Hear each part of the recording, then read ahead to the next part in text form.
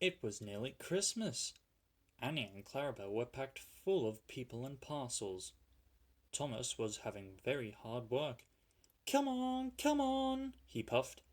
We're feeling so full, grumbled the coaches. Thomas looked at the hill ahead. Can I do it? Can I do it?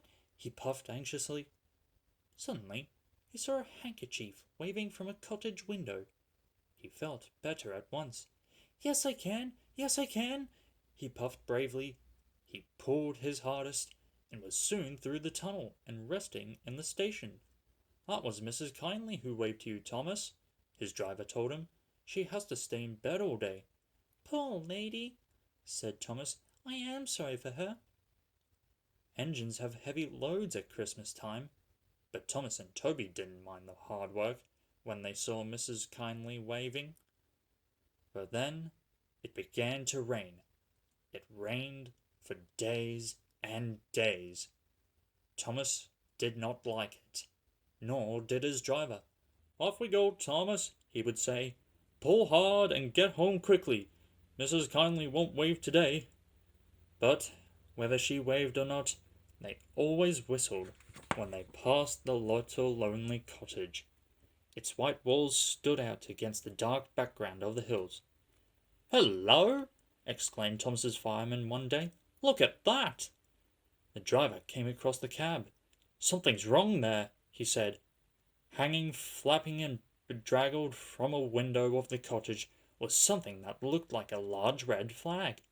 Mrs. Kindley needs help, I expect, said the driver, and put on the brakes. Thomas gently stopped. The guard came squelching through the rain up to Thomas's cab, and the driver pointed to the flag. See if a doctor's on the train and ask him to go to the cottage, then walk back to the station and tell them we've stopped. The fireman went to see if the line was clear in front. 2 passengers left the train and climbed to the cottage. Then the fireman returned. We'll back down to the station, said the driver, so that Thomas can get a good start. We shan't get up the hill, the fireman answered. Come and see what's happened. They walked around the line round the bend. Jiminy Christmas! Exclaimed the driver. Go back to the train. I'm going to the cottage. He found the doctor with Mrs. Kindley. Oh, silly of me to faint, she said. You saw the red dressing gown? You all safe? Asked Mrs. Kindley. Yes, smiled the driver. I've come to thank you. There was a landslide in the cutting.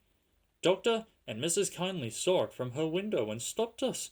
She's saved our lives. God bless you, ma'am, said the driver, and tiptoed from the room. They cleared the line by Christmas Day, and the sun shone as a special train puffed up from the junction. First came Toby, then Thomas, with Annie and Clarabel, and last of all, but very pleased at being allowed to come, was Henrietta. The Fat Controller was there, and lots of other people who wanted to say thank you to Mrs. Kindley. Peep, peep, peep, peep, peep! Happy Christmas! Whistled the engines as they reached the place. The people got out and climbed to the cottage. Thomas and Toby wished they could go too. Mrs. Kindley's husband met them at the door. The Fat Controller, Thomas's driver, fireman, and guard went upstairs, while the others stood in the sunshine below the window. The driver gave her a new dressing gown to replace the one spoiled by the rain. The guard brought her some grapes, and the fireman gave her some of Woolly's slippers, and promised to bring some coal as a present from Thomas next time they passed. Mrs. Kindley was very pleased with her presents. You are very good to me, she said. The passengers and I, said the Fat Controller, hope you will accept these tickets for the South Coast, Mrs. Kindley, and get really well in the sunshine. We cannot thank you enough for preventing that accident. I hope we have not tired you. Goodbye, and have a happy Christmas." Then, going quietly downstairs, they joined the group outside the window and sang some carols before returning to the train. Mrs. Kindley is now at Bournemouth, getting better every day, and Thomas and Toby are looking forward to the time when they can welcome her home.